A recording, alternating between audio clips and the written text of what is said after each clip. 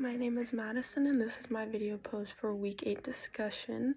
It says, discussion prompt, Evans and Sonown, I think that's how you say it, I don't know, argue that the international community should reframe humanitarian intervention as a responsibility to protect.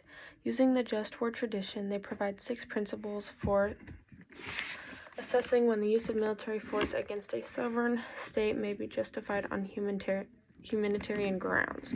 The first question says, why do they argue for this change in terminology from intervention to R2P?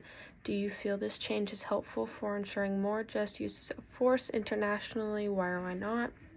I said they're arguing for this change in terminology from intervention to protection because it will help shake up policy debate, getting governments in particular to think fresh about what the real issues are. And then I said, yes, I do feel this change is helpful because the word protection will get more people to open up their eyes and see what's truly happening in society rather than just kind of going off of a word like intervention.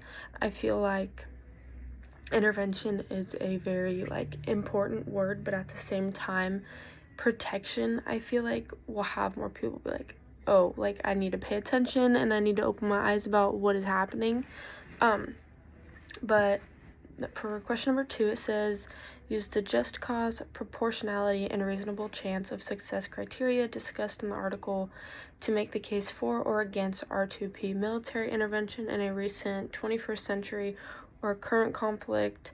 Specifically, address who you feel would constitute the right authority to lead any R2P intervention if you are arguing one is justified.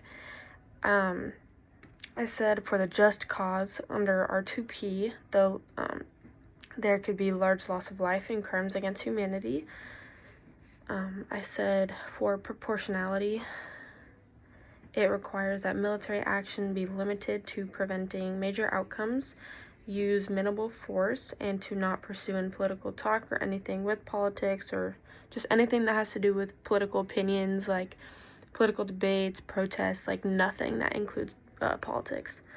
And then,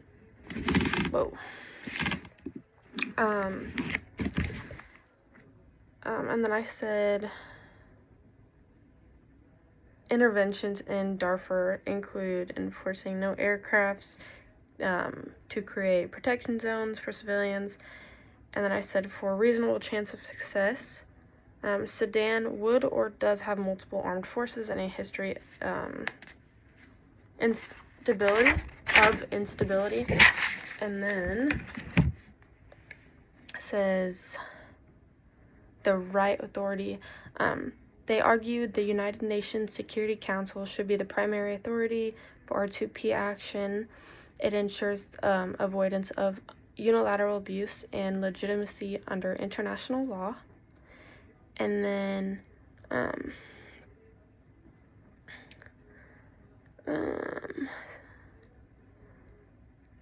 proportionality, I said there should be proportionality if more is being focused on.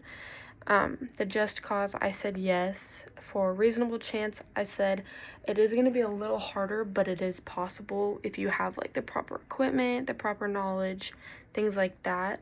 And then for the right authority, I said the United Nations Security Council would have the right authority, and it would be implemented through the African Union. And then for 3, it says, do you feel that these criteria for intervening or humanitarian grounds should be stricter? For my opinion, I would say yes, that they should be stricter, because if they're not as strict and they don't have as many rules, more people will just think that they can do whatever they want. And just, I feel like it wouldn't be smart to not have a strict criteria for it. So I don't really know how to explain it, but I just think everything's better when there's a stricter program,